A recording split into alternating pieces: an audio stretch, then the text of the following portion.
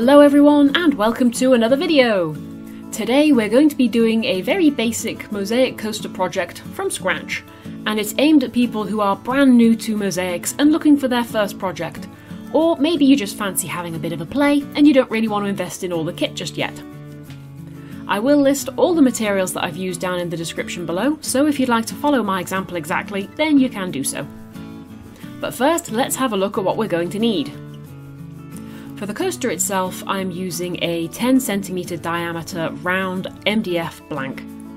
You often find these sold in lots of 10 or so, and they tend to be aimed at pyrographers, but I really like the burnt edges on these blanks. I think it offsets the white grout really nicely.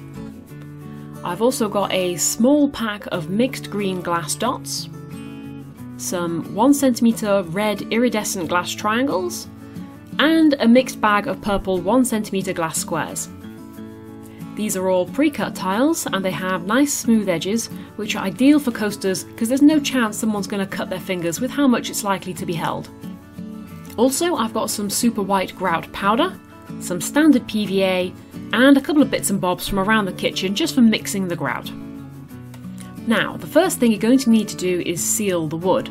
This is adding a protective layer to the wood so that it doesn't absorb any moisture from a spill or anything like that, which could cause it to warp, which would mean that the tiles popped off. To do this, we're just going to add a couple drops of PVA to the top of the coaster.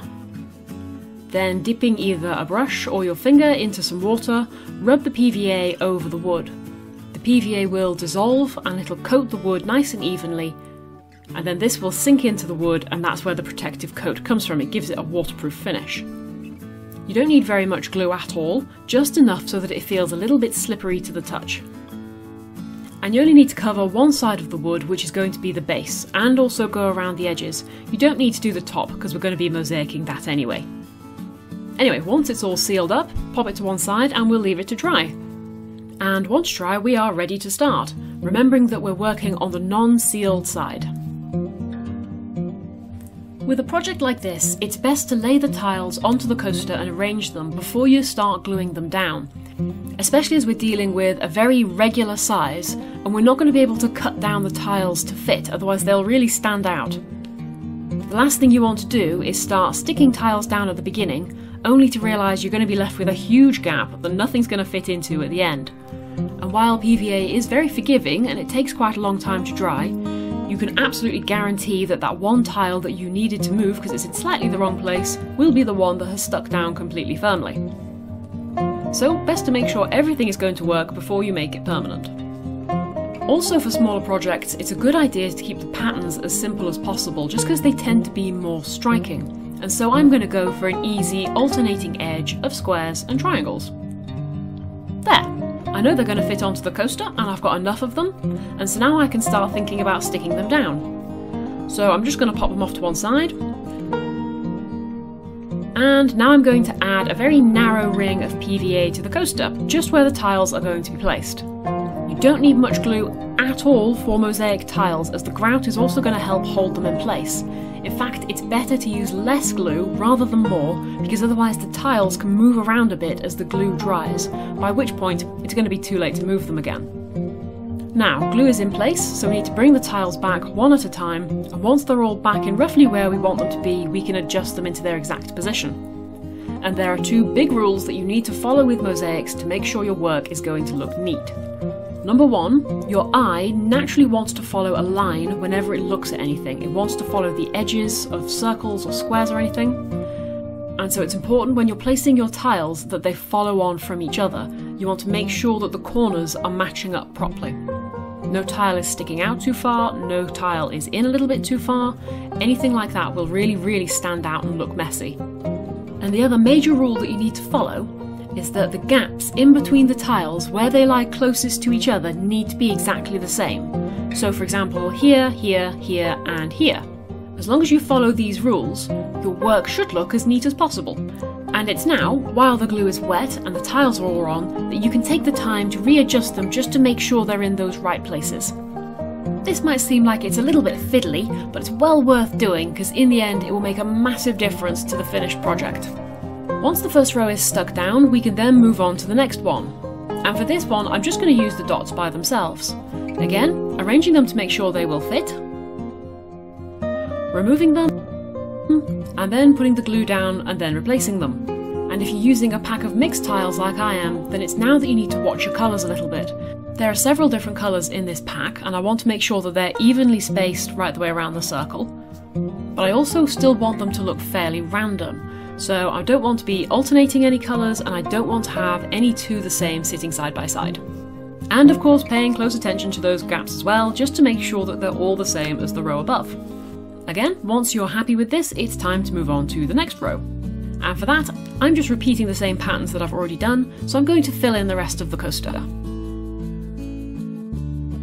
Once you're happy with all of your tiles placement, it's time to put the coaster to one side and leave it to dry for a few hours to let the PVA completely dry and stick those tiles firmly in place.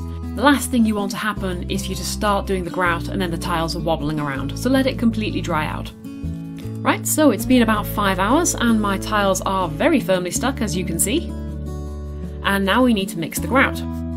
It's hard to say anything about exact quantities with grout because it depends very much on how large your project is and how deep the tiles are, but for a coaster I tend to use about 3 tablespoons of grout powder, knowing that I will likely have lots left over at the end, but at least I've got plenty for the project. To mix the grout, we pop it into a clean, dry ceramic bowl, and then we add water to it 1 teaspoon at a time, mixing in between each spoon. You want the grout to reach the consistency roughly of a sort of thick toothpaste, so it holds its shape easily, but it can be pushed in between the gaps in the tiles. To apply the grout, you can literally just blob it on, to be honest, because we've sealed the wood at the beginning of the project, so anything that gets over the sides can just be wiped away with a damp cloth. So for now we can just concentrate on getting the grout on there and making sure every single one of those gaps between the tiles is completely filled. Once you're happy the whole thing is covered, you can then use a damp, smooth cloth to gently wipe away the excess. You're not aiming for anything like a perfect finish at this stage, we're just getting rid of the majority of the grout on top of the tiles, because it's not going to be doing anything. Now we can leave the mosaic to one side for another couple of hours for it to dry a little bit more. And then we give it another wipe just to take away some more of the excess grout. Most of it should be gone now, we're trying to leave a reasonably neat project.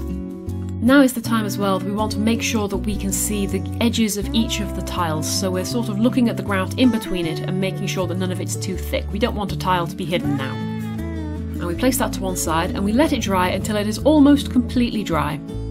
And then we come to it for the final buff.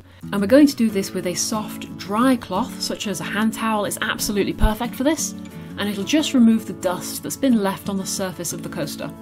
As you can see, the tiles are now neatly edged with the grouting, it's the same thickness throughout, and none has been left on the surface which would have clouded the image. But that's it, that is one little mosaic project completed and it's ready to use. You can use varnish to seal the grout to give it a little bit more protection, but I tend not to be honest, and if it gets stained so that I don't want to use it anymore, then well, I've got the fun of making a whole new coaster. It's not like it takes very long. But anywho, I hope you've enjoyed this little video, and maybe if you did, think about having a go at making your own mosaic coasters. It's a really fun way to personalise something that's small and that's in your own home. But I'll let you get back to enjoying your day. I hope you have a good one, and I'll see you in the next video. Bye bye!